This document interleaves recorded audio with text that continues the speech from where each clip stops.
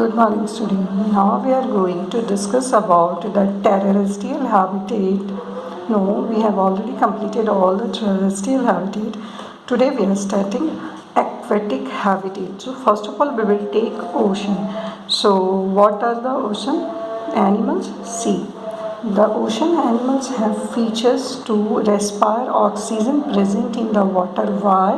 Because they live in the water, and you know that water is also having some amount of oxygen mixed in it. So see, they stay deeper in the ocean near the seabed and catch and any prey that moves toward them. However, when they move in water, they make their body shapes streamlined.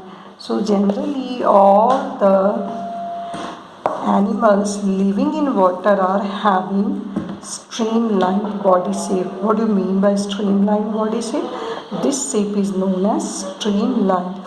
Streamlined body shape means this is streamline means narrow at the edges, that is narrow at the ends.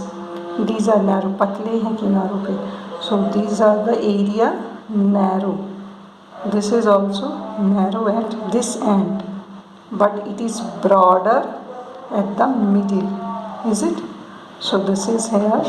You can write broader. So this type of shape is known as streamline shape, and you know that this type of the shape helps to swim in water. That's why boats are also made of this shape. Have you remember the shape of boat? This is a boat. Yes. So do you remember this? This is also have streamlined body shape. Why? Because these are narrow at the edges and broader at the middle. This streamlined shape help to swim the boat in the water. Got it? So that's why all the water animals generally have body shape which is known as streamlined body shape. These animals have gills to help them use oxygen dissolved in water. They actually respire the oxygen present in water. So they have special organ. Which organ, student? Gills. Gills help them to respire oxygen dissolved mixed in water. Got it? There are some sea animals like dolphin and whales. They do not have gills. You know, these are developed animals. Dolphin and blue whales are developed animals, but they do not have gills. They have another organ. Which organ? Blowholes, that is nostril. What is nostril? As our nose, because we also respire from our nostril. नाक के अंदर जो whole होती है that known is nostril. आपकी नाक के अंदर जो भी होल है that is actually nostrils. So dolphin and whale also have nostril, and these special type of nostrils are known as blowholes to respire. See, that are located on the upper part of their head. We are having our nostrils at our mouth, at our face, sorry, not at mouth, at our face. But whales and dolphin have their blowholes and the upper parts of the head. Got it? So this allows them to breathe in the air which swim near the surface of water. They actually swim on the upper surface of water, and they can breathe the outside air also, outside of the sea. The air present at the outside of the sea also they can breathe. Yes, they can stay inside water for a long time without breathing. Yes, they come out surface from time to time to breathe. Actually they come here, you always see dolphin is coming out to breathe, and then it's go inside, and it can survive for a long time. Again it will come out, it will breathe and go inside and reside there for a long time. This is how whale and dolphin swim, and this was an important point, that's why I had explained it. So sea was a larger area. Now let us discuss about smaller water bodies. Smaller bodies are to be ponds and lakes. So Have you ever seen the animals present in the ponds and lake? And have you ever seen the plants present in the ponds and lake? See. Observe the leaves, stems, root of the plants of the ponds and lake. So these are special. See how in terrestrial plant roots normally play a very important role in the absorption of nutrient and water from soil. But what happens in aquatic plants? However, in aquatic plants, roots are much reduced in size and their main function is to hold the plant in the place. Why? Because they are not having any soil to catch, any soil to grab. That's why roots are of different style so that it can be stable here in the water.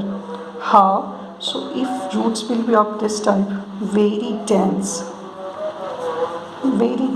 root, so it will be stable in the water. That's why generally aquatic plant have this type of the root. And what about stems? Let us see.